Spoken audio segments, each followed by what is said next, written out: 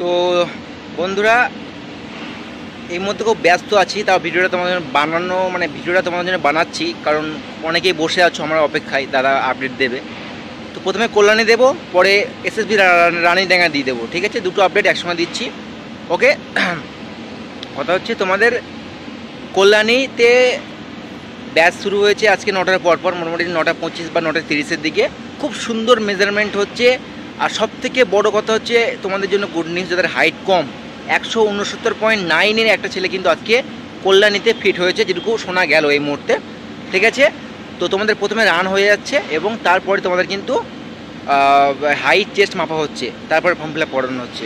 তো তোমাদের 714 মিটারের ট্র্যাক আমি এটা আগেও বলে দিয়েছি, কোনো সমস্যা নেই। তোমাদের লাইন দাঁড়াবে যেরকমভাবে, সেরকমভাবে তোমাদের ফিজিক্যাল হবে, মান করবে, তারপরে তোমাদের কিন্তু হাইট চেস্ট মাপা হবে।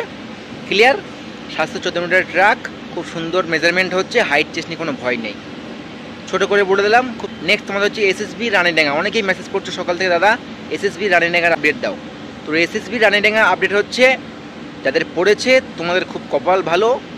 কারণটা হচ্ছে এত সুন্দর ব্যবহার করছে এসএসবি রানীডাঙ্গা স্যাররা, মেজারমেন্টের দিক দিয়ে কোনো রকম ভয় তোমাদের নেই, পারফেক্ট মেজারমেন্ট করছে, কোনো টাইট ব্যাপার নেই। কল্যাণীতেও যা, তোমাদের এসএসবি রানীডাঙ্গাতেও তাই, যে টাইট করে মেজারমেন্ট করছে, বাদ দিচ্ছে জোর জবরদস্তি, তেমন কোনো ব্যাপার কিন্তু নেই।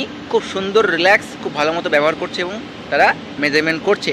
সেখানেও কিন্তু একই নিয়ম, আগে যদি লাইন দেওয়াতে পারো, আগে তোমার ফিজিক্যাল হবে, ফিজিক্যাল হয়ে যাওয়ার পরে তোমার কিন্তু মেজারমেন্ট হবে। আজকে মোটামুটি 100 জন ক্যান্ডিডেট ছেড়েছিল রানীডাঙ্গাতে। আর বন্ধুরা দেখো, আমি খুব ব্যস্তের মধ্যে ছিলাম, তাও মনে হলো যে অনেকে হয়তো ওয়েট করছে, তাই ভিডিওটা বানিয়ে দিলাম। তো দুর্গাপুর যে কটা বলেছিলাম 3টে আপডেট দেবো, 3টে আপডেট দিয়েছি। আর একটা কথা, এসএসবিতে 550 মিটারের ট্র্যাক, যেটা তোমাদের আমি আগে ভিডিও করে বলেছিলাম যে বন্ধুরা এসএসবিতে তোমাদের এসএসবি রানীডাঙ্গাতে 550 মিটারের ট্র্যাক হবে, তো সেটাই কিন্তু ট্র্যাক রয়েছে, কোনো সমস্যা নেই। কল্যাণী রানীডাঙ্গা খুব সুন্দর, এমনকি দুর্গাপুরেও তাই, কোনো রকম প্রবলেম নেই একদম, ঠিক আছে? তো আমি বলবো বন্ধুরা, একটু পারলে সাবস্ক্রাইব করে দিও চ্যানেলটা, তোমাদের জন্য অনেকটাই খাটি, কষ্ট করি, যাই হোক। আর টেলিগ্রামে জয়েন হয়ে যেও যদি ওখানে জয়েন না থাকো, কারণ A to Z আপডেট আমি ওখানে আগে দিয়ে থাকি। তো তোমাদের কল্যাণী আর এসএসবি রানীডাঙ্গা এবং দুর্গাপুর 3টে কিন্তু কমপ্লিট করে ফেললাম আজকের মধ্যে। আরও যদি কিছু ভুলে যাই, আমি বলা যায় না, খুব তাড়াতাড়ির মধ্যে ভিডিওটা বানাচ্ছি। আমি যদি কিছু ভুলে যাই অবশ্যই কমেন্ট করে জানিও, আমি কিন্তু রিপ্লাই দিয়ে দেবো। একটাই রিকোয়েস্ট বন্ধুরা, সাথে থেকো, সাবস্ক্রাইব করো, তোমাদের জন্য সব কিছু, ঠিক আছে? আর ভালো থেকো, সুস্থ থেকো। আগামী দিনে যাদের ফিজিক্যাল রয়েছে, ভালো করে প্রিপারেশন করো, ভালো মতো দৌড়াও, একটু বেলার দিকে দৌড়াও, 9টা-10টার সময় কিছু রান প্র্যাকটিস করো, জানো তুমি ওখানে গিয়ে সেই টাইমিংটা দৌড়াতে পারো, ওকে? কোনো রকম প্রবলেম নেই। নিজের মনে বিশ্বাস রাখো, কনফিডেন্স রাখো যে আমি প্র্যাকটিস করেছি, আমি পাস করবো না তো কে করবে, এই বিষয়টাতে নিজের মধ্যে রাখতে হবে।